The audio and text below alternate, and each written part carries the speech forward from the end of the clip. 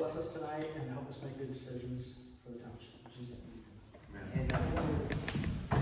I pledge allegiance to the flag of the United States of America and to the republic for which it stands, one nation, under God, indivisible, with liberty and justice for all. Thank you all for coming. We're missing some people, so we're just going to move right on.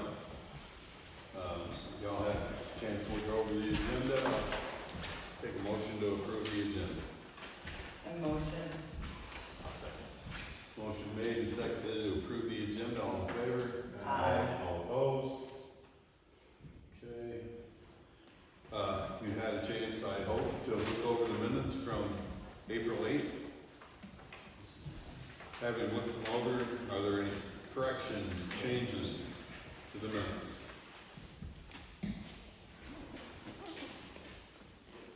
Hearing none, I'll entertain a motion to approve the minutes from April 8th. I'll make a motion to approve. Motion made I'll second. and seconded. All in favor? Aye. All opposed? Motion carried. County Commissioner, Mr. Benzing. Good evening, thank you, Mr. Supervisor.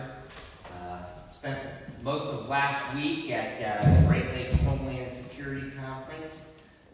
Pretty interesting, all the different things going on there. Listened to a very interesting segment from a gentleman who was part of a DNAT team that went to Maui in response after the wildfires there. So a lot of good information, and was delighted to be able to attend that for county. As you know, candidate filings have passed the 23rd of April. Hopefully that everyone here on the board chose to come back for another round. I really did, I saw the list.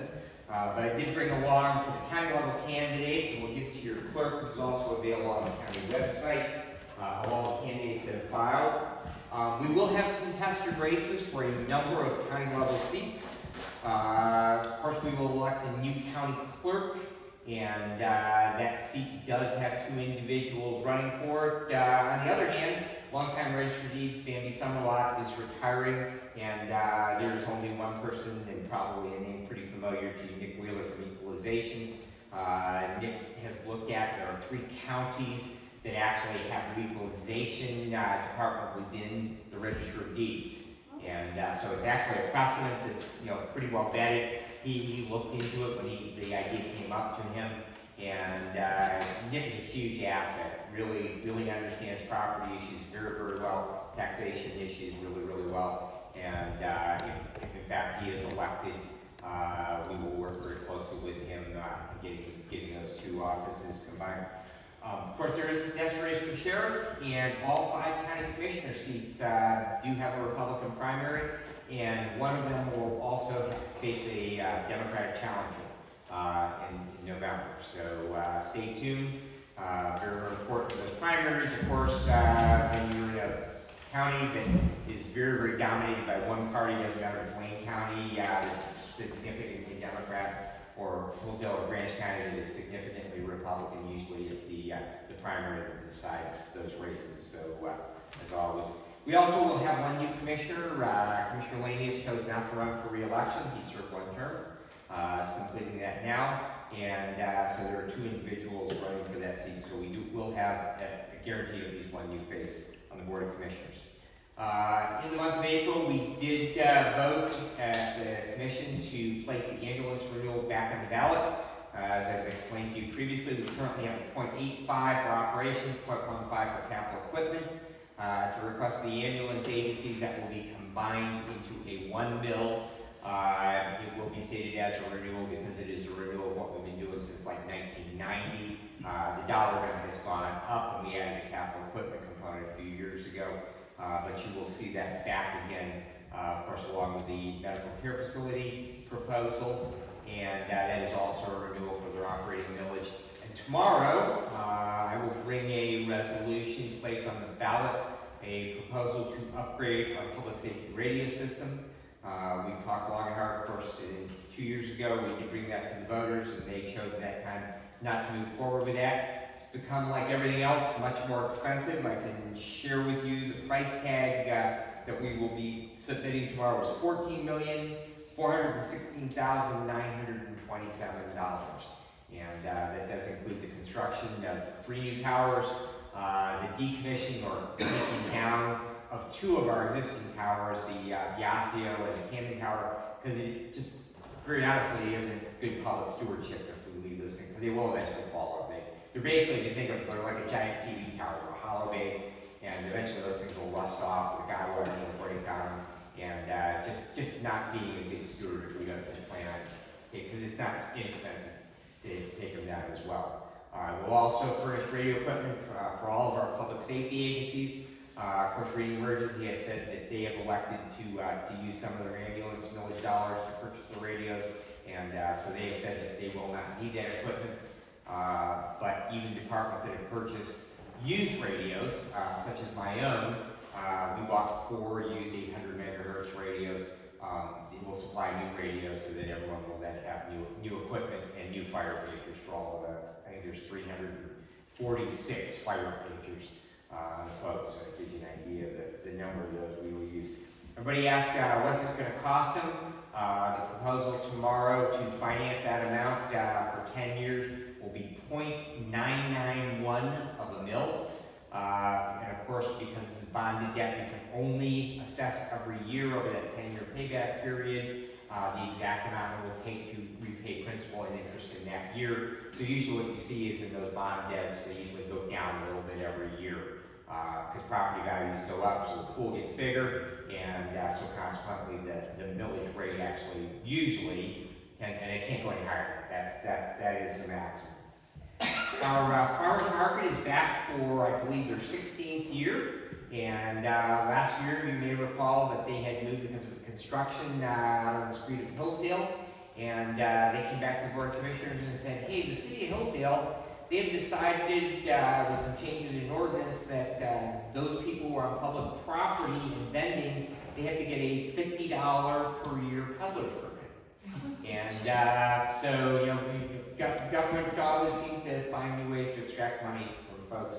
So we said, we will find a way for you to come back to our grounds. And so they are actually on the parking lot side in the green strip along Howell Street. And I walked through the market, bought some lettuce Saturday morning. That Mother's Day weekend is always their traditional opening. And so my favorite lettuce vendor there. And they're very, very happy to be back off the street. It's a lot less work. They don't have to get the barricades out, make sure the cars aren't parked on the street in the morning when they come in. So we are glad to welcome them back. So they are such a huge asset to our community. And tomorrow we will look at a proposal change order from the National Association of State Courts. I've shared with you that the plan now, we have noticed Lifeways that we will not be renewing their lease on that 10,000 square foot building out on Care Drive. And the plan is we will move the district court out there. We did have a meeting with all 3 judges on Friday, and they are, really, really happy that we've been able to secure a location. And we will be working with the architect once we have that proposal signed, that letter of engagement signed with them, to begin the design phase on that. We are probably at least 3 years away from that. Lifeways, like I say, their lease will end on March 31st of next year, so in 2025. We've already told them that we would be willing to give them a 1-year extension to that lease, and then if they were still unable to get out after that additional year, a month-to-month basis. So we would anticipate probably that we would start construction for us about 2 years from now. And that would probably give us another year. That should be the time frame where we have to be out of the building that currently houses our district court. And that concludes my report for this evening, unless you have questions. I have none. Anybody have a question for Mr. Benson? I have a question because you talked so fast. I think you've got 2 proposals. You're gonna, okay, the one for the ambulance, that is Okay. back on the ballot. Yes. The $1 million Yeah. for renewal. Yes. Okay, medical is renewal. Right. But the 800 megahertz, the price now is the 14. No. Yep. I want to make sure my numbers are right. 14,416,000 $927. 27. Yep. I had 6. Yep. Okay. All right? Other questions? Anybody else have a question? Thank you, everyone. Yes. Thank you, Mr. President. Moving on. Mr. Klein is in Alaska. However, he did send us a report. So, I will read it to you. Hello from Alaska. My road commission report is we signed an agreement with Ranger Power for using county roads in building the solar farm in Fayette Township. The roads will be photographed before and after any damage incurred by Ranger Power, and they will pay. A PACER study has been completed rating all paved roads in Hillsdale County. This study identifies areas in the road commission needs to concentrate on improving. The study is also meeting compliance with MDOT, showing where funding is being used. That is all I have. We did see brown bears, only 20 feet away. There you go. That is Mark Klein Road Commission report. Okay, we're looking, Kelly Cook was supposed to be here for the senior center. I don't see her at all. I'm thinking that they're gonna come between 7:15 and 7:30. Well, if they do, we'll go back to them. Okay. Keith O'Neill from Reading Emergency is also supposed to be here. He is not here either. So if they show, we'll take the time to go back. Public comment at this time. Remember, public comment 3 minutes. Be respectful, address the board, do not address each other. Who is first? Yes. I'm contesting your minutes of April 8th. Mr. Meekus asked if you had accepted a budget for 24-25. You had not. 3 of us were in attendance at your March 25th meeting, and you made amendments to the 23-24 budget, and we're going to carry those forward. But you said that you just had a preliminary budget, and you were waiting for mowing and also for snow bid. You accepted that last month at the April 8th meeting, what the new bids were. But there was never a motion to adopt your budget for 24-25. Permission to speak. Sure. You were at that meeting. What we did is we said we wanted 23 all cleared out. So had you listened in that meeting, what we did is we went through, we corrected the 23. After correcting the 23, then we added in figures because we knew the road commission. We upped everything, we moved some things out of maintenance to put it in because we know we're gonna need tractor tires. So we approved those. The only thing that we had left was the bid for the mowing. Mowing and snow plowing. Right, that was it. But we already had that from the month before that bid.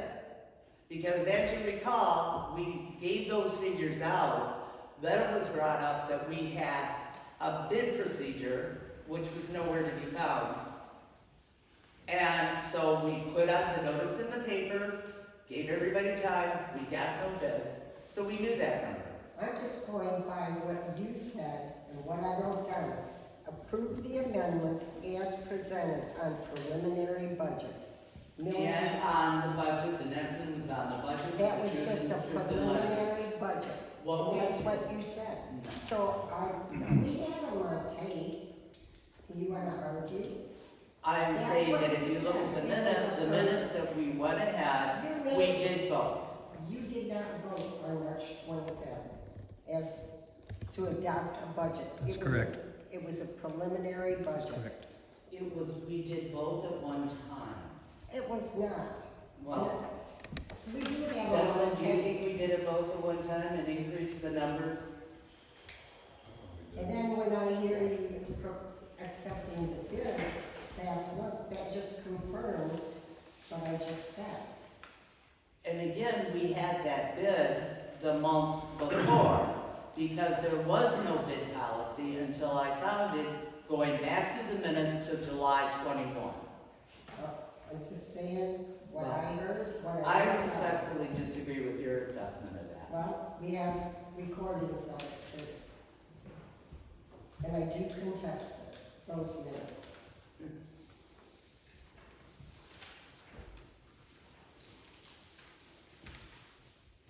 That was the ones for April 8th. Correct, April 8th.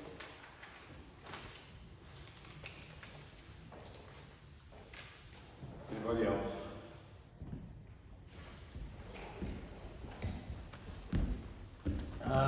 At the last meeting, I asked how the $20 fee for the FOIA request was determined. I see that there's nothing on the agenda tonight about how that was determined.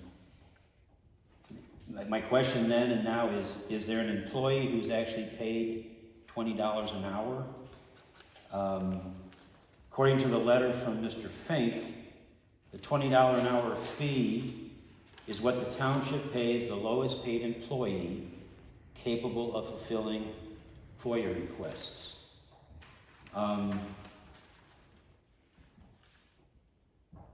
If there is nobody who's being paid $20 an hour on the board or an employee of the township, I don't know where this $20 an hour thing came from. By the way, I understand your policy that you are not required to respond to public comment, although I think in some instances, and you just did it actually, I believe issues could be addressed. Nonetheless, I would think that issues and questions that are raised at public comment would be addressed by the board at a following meeting. However, it appears that public comments are heard but never addressed. I've heard this from various people. So what's the purpose of public comment if no action is taken on the issues raised? My final admonition is, unless you can verify the $20 an hour fee, you are in violation of the FOIA Act, MCL 15.234. What's so funny? You're an idiot. Sir? You can't say that. Well, he asked me. Stop. I just told him. Just stop. Okay. Anybody else? Mr. Supervisor. Thank you, Mr. Supervisor. I can't hear back. Just a second. Go ahead. Okay. Something was said either during or after a meeting about complaints on my property. So my question for the board tonight is if you're willing to get rid of what was your property that I cleaned up out of the cemetery when I was supervisor, and actually the bags had deteriorated in the back of my pickup. I hadn't gotten it taken in, the recall and all. And after lost my income as a township official, I think since that's really not part of the supervisor's responsibility to clean up the cemetery. So since I did that, I would appreciate it if the township would take these bagged up, freshly bagged up, scrap flowers and paraphernalia from the township cemetery that really shouldn't be burnt. That's why I picked them up. If we're going to be environmental at all, burning plastics and just throwing metal in with the wood and leaving it there is kind of a poor way of running business. So I'd appreciate if the township would take those off my hands, since they were the township's refuse, you might say, which I did pick up and bag. Thank you.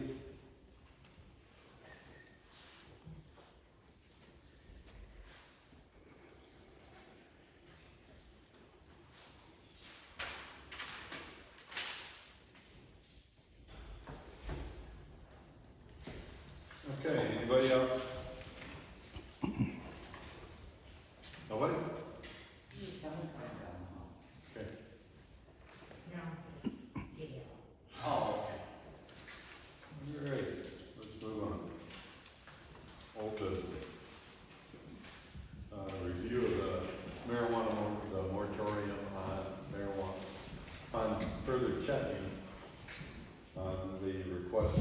individuals who wanted to put a grow operation into Adams Township. That property wasn't even in our township. That's in Wheaton. So we're gonna leave it as it is for right now. Any questions on that?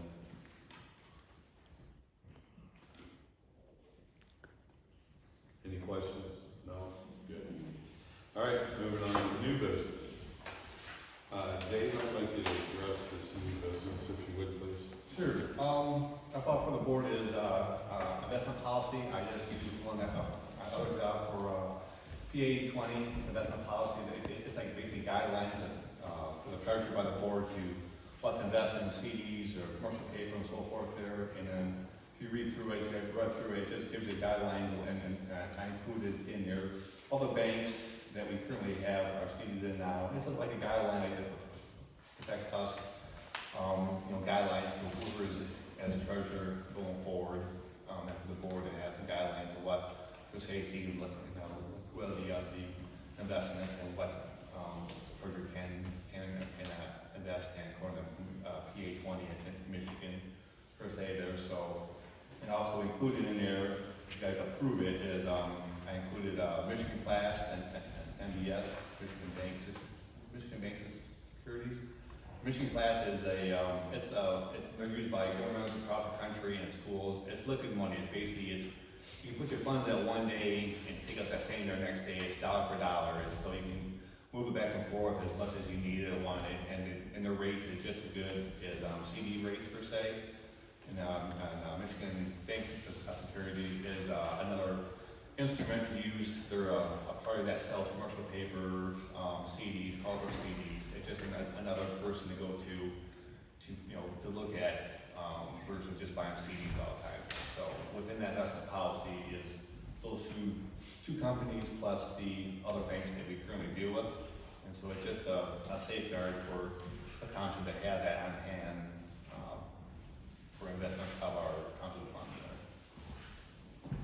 So I'm just asking the resolution to be approved for an investment policy going forward by the board there. Okay, so is that the form of a motion? I make a motion to adopt investment policy. If y'all had time to read through this, it was emailed to you before. Y'all understand what it is and what it means, so I think it's a good thing for the township. So, the motion's been made. I need a second on it, I'll second. to do a resolution for Adams Township investment policy. And this will be a roll call. Jason? Yes. David? Yes. Dan? Yes. Randy? Yes. Susie, yes.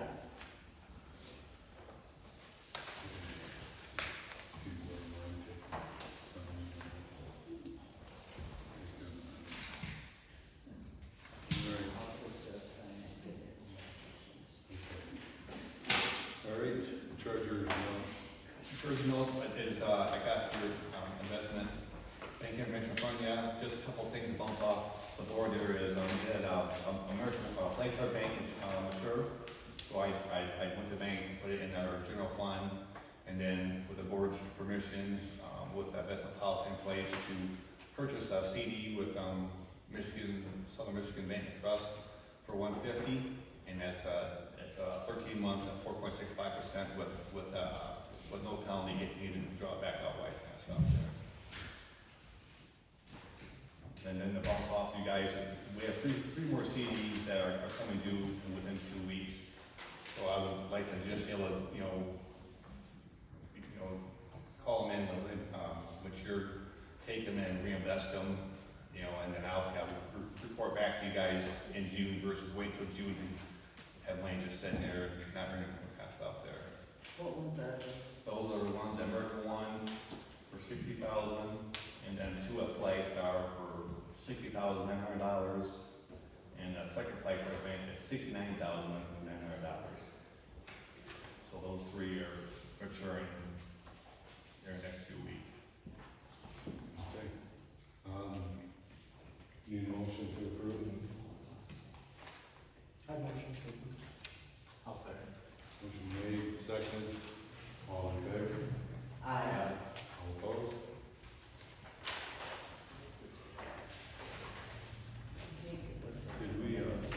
Did we approve? No, we haven't approved the actual. Need to approve the treasurer's note balance. I motion to approve. Second? Do I get a second? I'll second. Motion made and seconded. All in favor? Aye. All opposed? Who did this mention, Mr. O'Neill?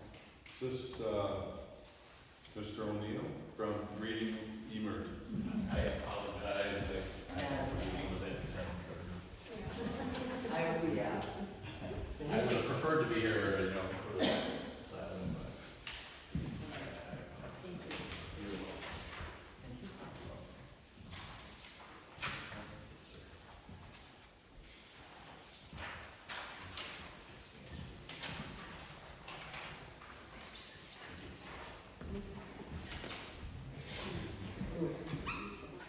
All right. Again, I'm the executive director of Reading Emergency Unit. My biggest goal of getting out is to communicate with the townships and the cities in our area, the villages. So when I get out there, I'm trying to really figure out if there's any concerns that you have. But in the meantime, I bring you some information to share. But the point of being here is to answer questions as we go. I report quarterly to the Board of Commissioners. I'm not sure if you watched our YouTube channel or not, but otherwise I report some information to them, and I have some other information in case you have questions. I'll just start off with this and get this going. In RU's response service area, our response times average is 8 minutes and 41 seconds. That's accounting 11 townships and 4 cities that we service. Outside RU service area, still in Hillsdale County, which is Moscow, or Pittsburgh's area, or White Waldron, that response time increased to 16 minutes and 43 seconds. Out of county, which could be Jackson County, Calhoun County, or Branch County, 15 minutes and 26 seconds. You would think that's kind of, why is our out of county a little bit better than our in county Hillsdale County? A lot of that is because Litchfield sits up close to Jackson, Calhoun, and Branch County. So when they're on that station, they have pretty quick response times to that service area. That leads me to the piece of paper that I have in front of you. I stated right over the times. The first sheet of paper that you have in front of you is from the year 2023, January 1 to December 31st. And our average response time for 187 calls in Adams Township was 14 minutes and 12 seconds. And then the second page is this year from January 1 to May 13, and there's been 66 responses in the township. It's 13 minutes and 43 seconds. That's where we're at right now within your township. Our staffing levels went down a little. We had a hiring spree. We hired 3 full-time paramedics and 1 part-time. And one of the full-time paramedics will no longer be with us, but the part-time paramedic took a full-time position. So we're filling 2 to 3 stations routinely now, which is good. So the biggest thing is to keep 3 stations staffed at all times because we cover a big service area. Plus we're taking transfers out of Hillsdale Hospital still. Our casual staffing for paramedics is 1. Our full-time EMTs and AEMTs equate to 9, and then our casual staffing EMTs is 7. We're doing pretty good. Myself, I'm a paramedic, critical care paramedic. We just hired a deputy director for when something happens to me or if I'm not available, she can answer the questions. This is Lynn LaForce. She's worked in this area for over 10 years. She's well known as a critical care paramedic herself. She's the new deputy director for Rating Emergency Unit. Gene Mills, our chief financial officer, is also retiring this year. Let me back up. Lynn, of course, the deputy director, is going to be replacing Jack Randall, if you're familiar with him. He's going to be retiring this year as well, and Lynn will be fulfilling his shoes. And then Gene Mills, our CFO, is retiring also, and Blaine Randall is going to be taking the role of an office manager, and he's already in there doing that position. So within our office, we have 2 critical care medics, and Blaine is an EMT. So where we have some staffing, sometimes it's challenging to come out from behind the desk because we have so much work going on in front of us, but we have the ability to come out and help out if needed. Our call volume comparison, I'll give you from 2023.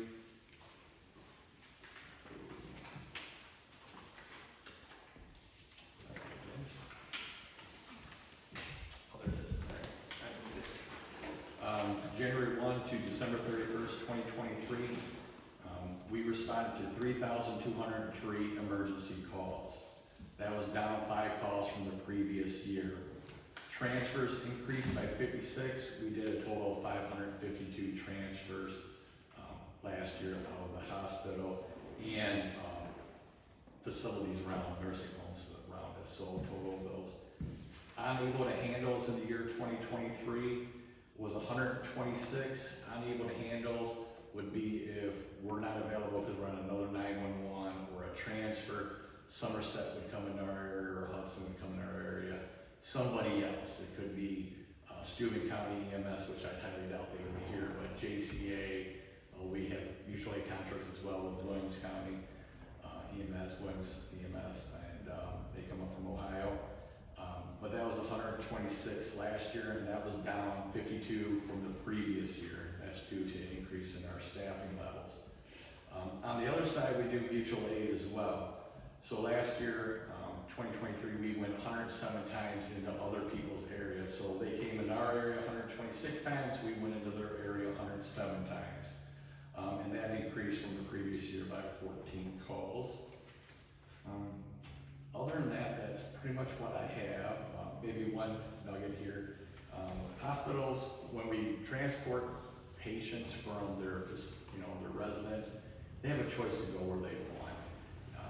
Usually they go to Hillsdale Hospital. 80% of the time we transport to Hillsdale Hospital.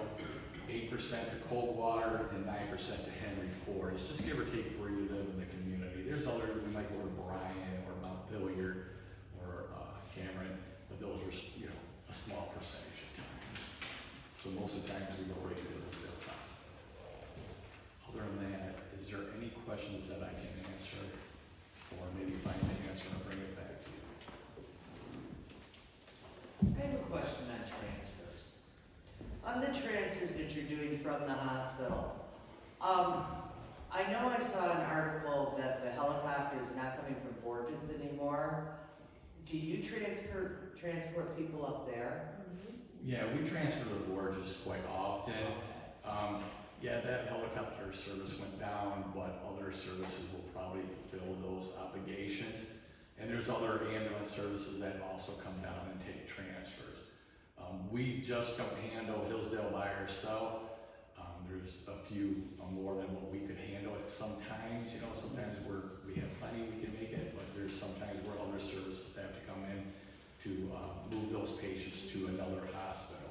But we'll go to Parkview in Indiana. We go to Toledo, U of M, Detroit. We'll transport out there.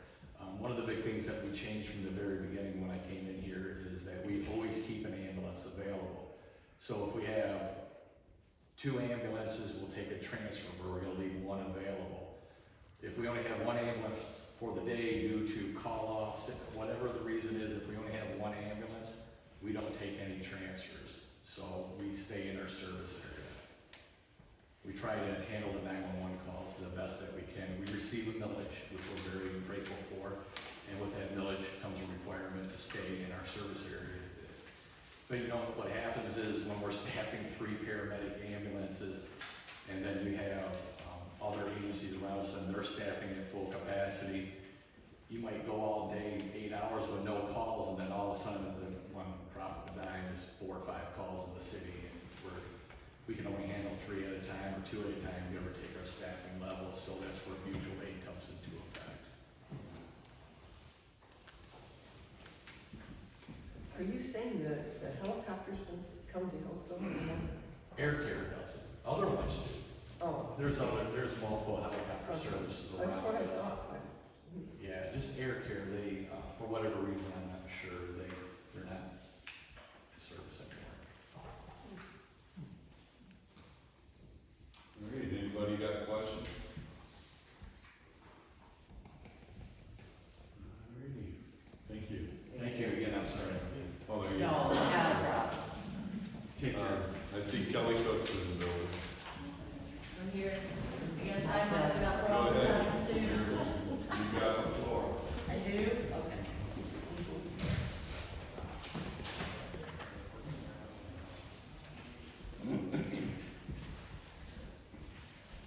Okay, so I'm Kelly Cook. I am the nutrition coordinator at the senior center or Memorial Park. I think, I hope there's enough. We can look at this Okay. together.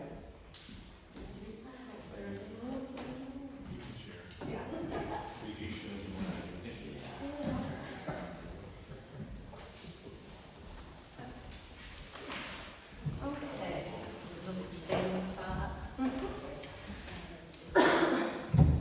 So, I'm just here to share some things that we offer at the senior center and hopefully get more of you guys to use some of our services. I'm not gonna go through everything that's in the folders, there's a lot. The pamphlet in there that says like Growing to Serve, that has like almost all the services in there. In addition to those, we also have Parkinson's, Alzheimer, grief support groups, diabetes education, lifelong learning, and then other social activities throughout the week like euchre, game night, cornhole, karaoke, bingo. We do popcorn and movies on Fridays. We did like a purse bingo recently, which was also pretty fun. And then we're also a Red Cross warming and cooling center. Last year, when we had that ice storm, we served 200 citizens, and they weren't just seniors. We served them all breakfast, lunch, and dinner, provided them with showers, and a place to stay for up to 5 nights at no charge for any of those people. The center has certified specialists to help you sign up for Medicare or help finding or changing Medicare plans.